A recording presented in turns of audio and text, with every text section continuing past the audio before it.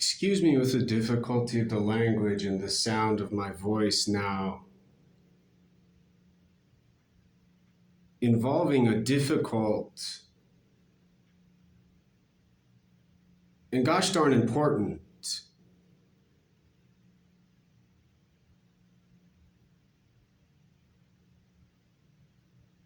bunch of information about an example within not only neuropsychology, but psychology, neuropsychiatry, and psychiatry. Very difficult for brain and body to easily explain with language and probably mathematics. And so to begin and quickly do what I need to do to not disrupt students' learning in silence, I study at the engineering library, where a human has to choose evil to cause a disruption and problem for another human in silence. And at the engineering library at University of Washington, built a long time ago, on the third floor, there's no women's bathroom. Theoretically and philosophically and mathematically, a coincidence with the fourth floor having a woman's bathroom and the fourth and the third floor both quiet work options and choices available for those who need a place to learn, study, do mathematics, and what every other human does who's an engineer or who's doing similar work in silence. And so on the third floor, where there's not a women's bathroom, there's a woman and another woman who could have no gender, but who appear to be two female humans, sitting at a desk with two chairs on a Friday.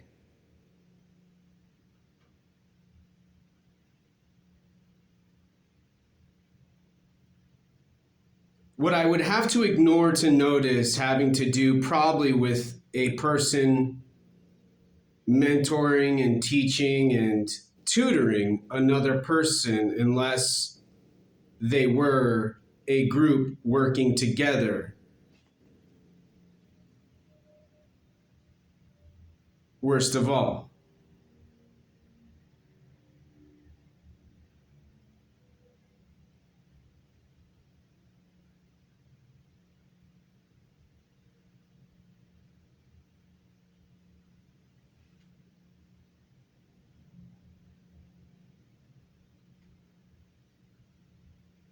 almost for an entire Friday, there was a continuous, repetitive laughter from one human. Within an example I'm talking about now with two human people who appeared to be female,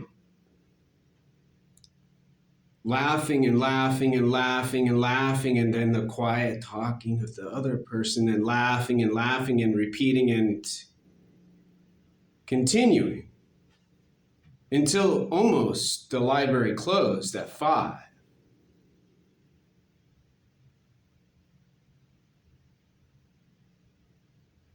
And on the way out,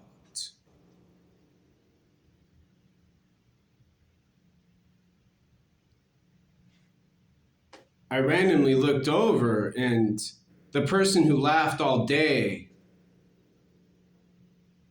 pointed her head,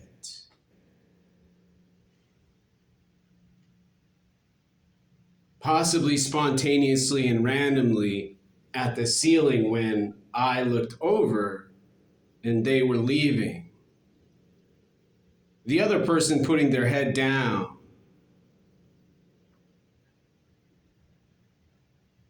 Occasionally throughout their day saying, "Oh, I got something.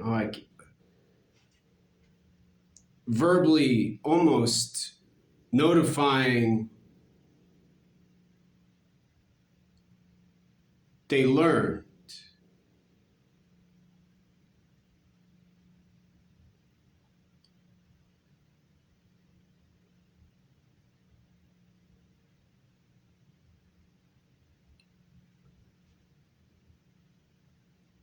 What I'm talking about has to do with the discussion about what's not obviously clear and explainable as what a human would probably describe as truth and fact.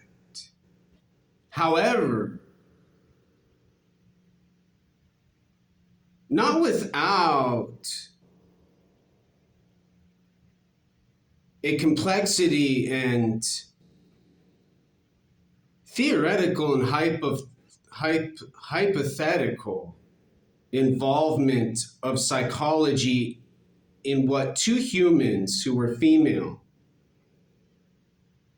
most likely, were doing on a floor where another human could probably say, well, yeah, there's probably some psychology built into not having a women's bathroom on the third floor, but having the women's bathroom on the fourth floor and a men's bathroom up there too.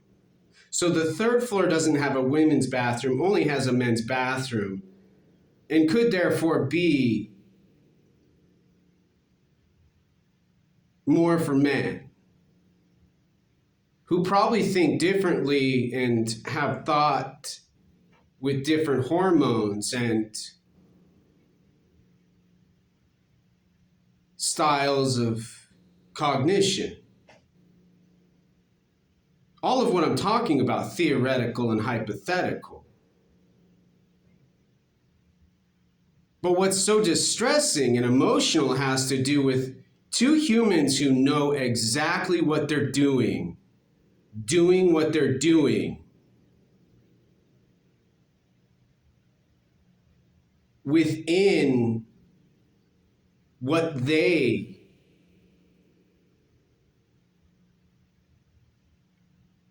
are disrupting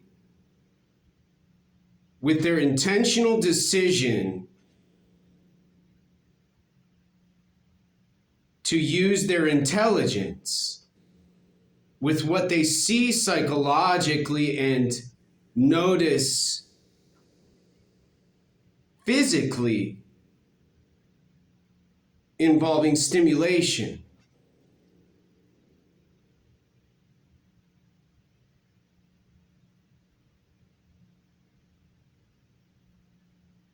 On a Friday.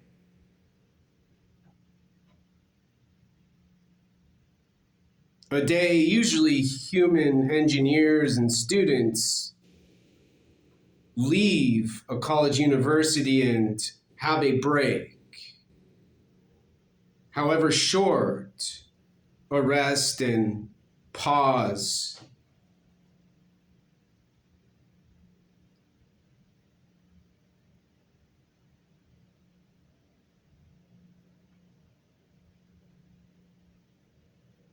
Laughing and laughing and laughing and laughing with the sound of a woman who's consciously aware of her stimulation she provides with her sound to other humans on a floor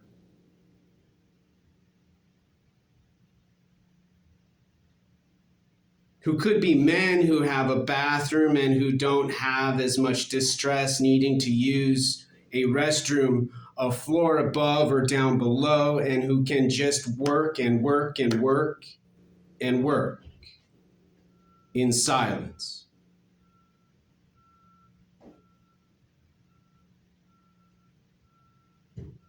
A human who's two humans who are randomly and spontaneously studying and laughing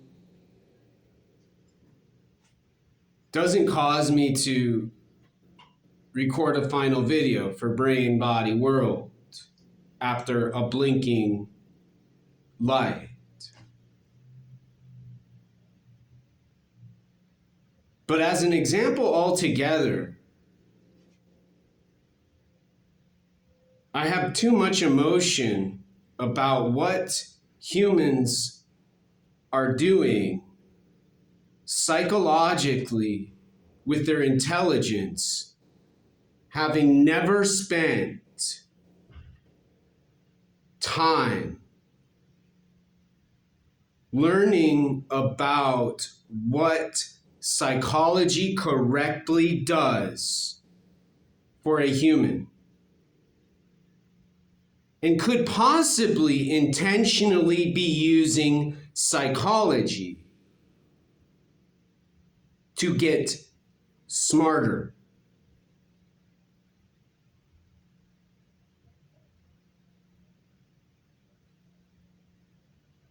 Ignoring what their smartness has to do with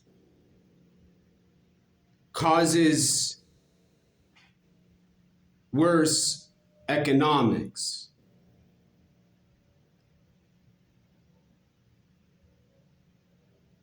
Bad health. And gosh darn heck, a person could probably say cancer, with the stress of a person noticing another human who's causing abuse and suffering.